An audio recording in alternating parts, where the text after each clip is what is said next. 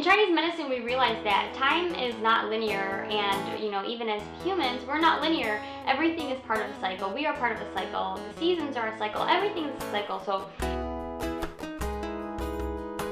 hello and welcome back to Cultivating Harmony. Today I'm going to be discussing winter conduct. Now this is basically how we should be behaving, we should be conducting ourselves during the winter season in order to really cultivate more harmony and health into our lives. And since winter has begun, Chinese medicine runs till about the first week of February. So we have a few months ahead of us that we can start incorporating some of these ideas and concepts, and they're fairly easy. In Chinese medicine, the winter season is related to the meridians of the kidneys and bladder. Now these are not physical organs, however these are more of energetics and how they function not only just within our body but also within the 5 elements themselves. The element that represents winter is actually the water element, and so you can also understand in the same way that the colors that represent the winter season are either black or blue. So a great idea that's something super simple you can do is just start incorporating black or blue foods. So things like black sesame, black beans, black rice.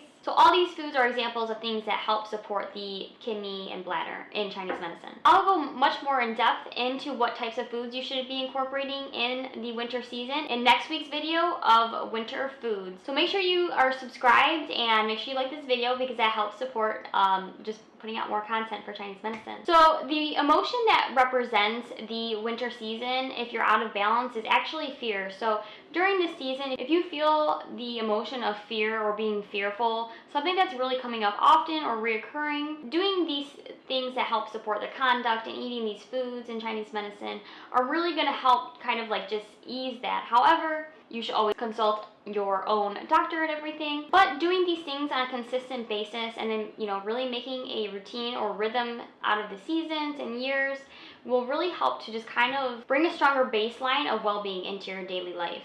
So a big part of winter that I cannot speak enough about is really we shouldn't be doing anything. And I know that sounds so hard, especially in modern times. How can I not do anything? I have kids, or I have a family, or I have a career, I have this or that, and all these things. But in Chinese medicine, we realize that time is not linear, and even as humans, we're not linear. Everything is part of a cycle. We are part of a cycle. The seasons are a cycle. Everything is a cycle. So even being productive is really a part of a cycle. You can't be 100% accelerator to the floor year round. It's not sustainable. It's not good for us. We burn ourselves out. We wear ourselves down. We start aging. We get sick. We get longer term diseases when we do this year after year.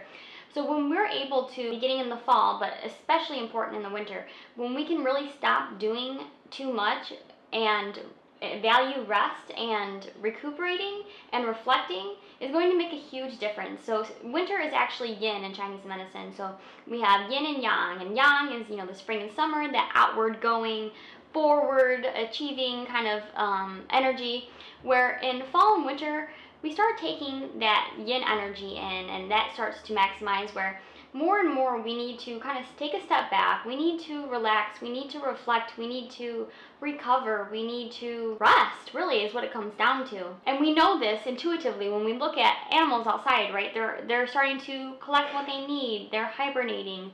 They're conserving their energy, and we need to also do that. And Chinese medicine knows that there's kind of like this idea or saying that any energy that you expend in the winter, whether it's working or staying up late or whatever, you're going to use 10 times the amount of energy right now than you would be doing the same exact activity in the spring or summer. It really speaks to how precious this energy is, especially over these next few months. So doing any type of yin activities, these are activities that are going to be restoring, refreshing, rejuvenating you, that are more internal. They're not so much about the outward appearance or external effects, but more of resting, reading, doing type of yin yoga, stretching, dreaming, just sitting, looking out a window, reflecting on your life, reflecting on the past. These are things that are very good to do during this time. And in many places there is snow, and so snow, does keep you from being able to go out and be as active as maybe you would be in the spring or summer. So a lot of these things are mostly intuitive. So just kind of listening to that and kind of following with that energy. And we also know in Chinese medicine that the kidney meridian is actually also related to our willpower.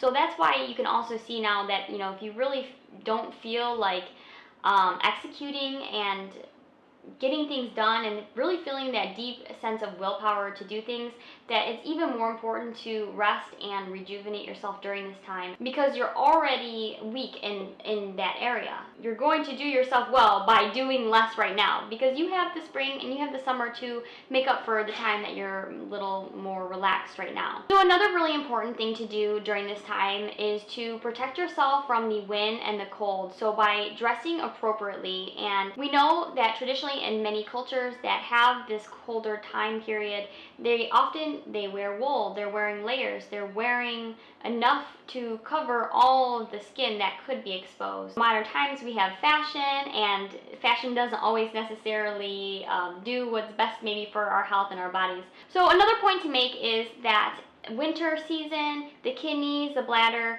and also the ears are related to each other in Chinese medicine. So make sure during the winter that you are wearing a headband or earmuffs or a hat, something to really, you want to keep your ears covered to help, just protect yourself and keep everything healthy and strong. So during the fall and winter, since it is a more yin season, what happens in our bodies is our fluids actually become more condensed. So our blood everything is just like an old house, right? It gets a little bit tighter, it gets a little bit more creaky. There's not as much fluid to keep things more moisturized or bouncy. So doing any type of gentle stretching throughout the day and making sure that you're eating soups or stews or even just drinking some hot tea, something that is going to still make sure that you're getting some moisture into your body.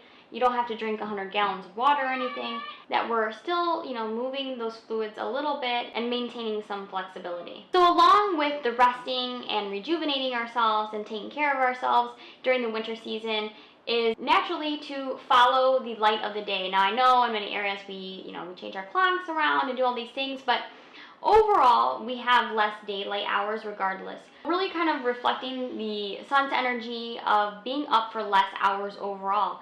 Maybe in the summer you're only used to getting 6, 7, 8 hours of sleep, but in the winter, it's really okay to get maybe 8, 9, 10 hours of sleep if that's what feels good for you. And that is reflecting nature, which in nature itself is harmonious in the overall scheme. And so when we see the sun, it's rising relatively later and it's setting earlier. So we have less hours of daylight available overall, so we should be probably sleeping more overall in the winter season. So besides just resting and taking maybe more naps and getting more sleep and all these things, is really just conserving the energy that you are currently and you have to expend every day. So it's really a time to be alone more often. Really only put your energy into those things that you have to get done, or those people that are closest to you.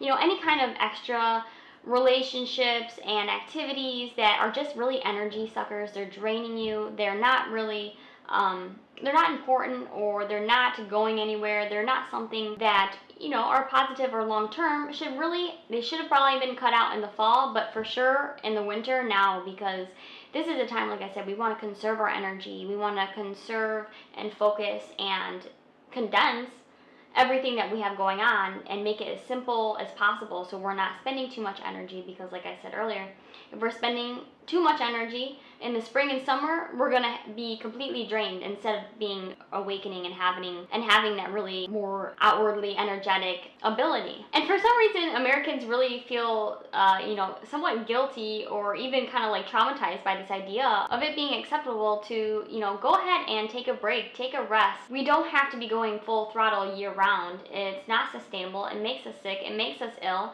And when you never take the time to reflect, then you don't even value what you're able to do when you're well, because you're always just pushing through.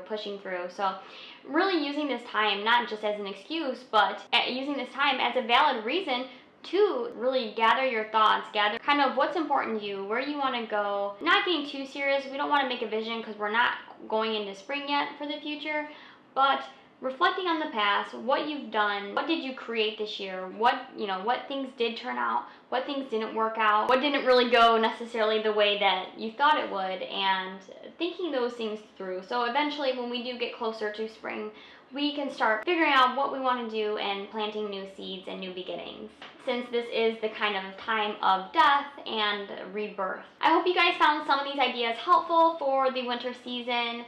Make sure you are subscribed so we can get into next week's video, which is all about exactly what types of foods we should be incorporating into our meals in the winter season to strengthen and support our kidney and bladder meridians in the winter season. Thanks, we'll see you next time.